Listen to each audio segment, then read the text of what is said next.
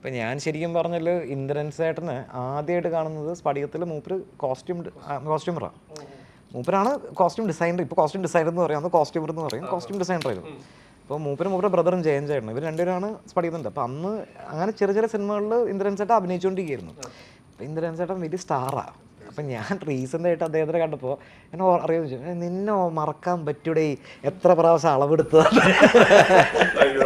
അല്ല, ഭയങ്കര ഭയങ്കര സ്വീറ്റ് മാൻ. മാത്രമല്ല ഇവർക്കൊക്കെ ഓർമ്മയുണ്ട്. സ്പടികത്തിൽ ബോട്ട് പോകുമ്പോൾ ഇന്ദ്രൻസ് ചേട്ടൻ അതിൽ വെള്ളത്തിലോട്ട് എടുത്ത് ചാടുന്ന സാധനമുണ്ട്. അത് ഒരു റോപ്പില്ല, ഒന്നുമില്ല. മൂപ്പരെടുത്ത് ചാടി ഇയാൾക്ക് ഇങ്ങേക്ക് നീന്താൻ അറിയില്ല.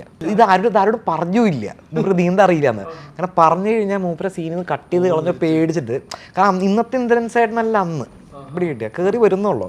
അതായത് ഈ സിനിമ ഇറങ്ങുന്നത് അനിയൻ ബാവ ചേട്ടൻ ബാവയ്ക്ക് മുമ്പ്, അങ്ങനെ എത്രയോ മൂപ്പരുടെ പീക്ക് പെർഫോമൻസിന് മുമ്പ് തുടക്കകാലത്തുള്ള സിനിമയാണല്ലോ. അപ്പോൾ നീന്താ അറിയില്ല എന്ന് പറഞ്ഞ് കട്ട് ചെയ്ത് കളഞ്ഞാലോ എന്ന് വെച്ചാൽ. അപ്പോൾ മൂപ്പരെടുത്ത് ചാടി. പക്ഷേ സേഫ്റ്റിക്ക് വേണ്ടി ഓൾറെഡി 2 അണ്ണന്മാർ വെള്ളത്തിൽ ഇറങ്ങി നിൽക്കുന്നുണ്ടായിരുന്നു. വെള്ളത്തിൽ ചാടി ഇങ്ങനെ കാണിച്ച് ഒറ്റത്ത് പോകും പോയി. അവന്മാർ താഴെ പോയിട്ടാണ് പൊക്കിക്കൊണ്ടുവന്നത്. അത് അത്യാവശ്യം നല്ല ആഴമുള്ള. പിന്നെ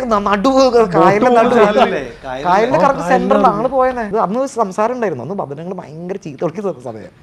ബദനങ്ങൾ പറഞ്ഞു നീന്താ അറിയില്ല പറഞ്ഞു. സാർ അറിയില്ല സാർ,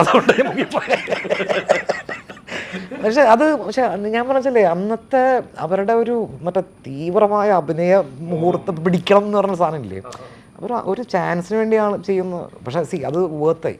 ഇപ്പം ഇന്ന് ഇന്ദ്രൻസ് ചേട്ടൻ എന്താ പറയുക, ഇന്ത്യ അറിയുന്ന ഏറ്റവും നല്ലൊരു നടനാണല്ലോ.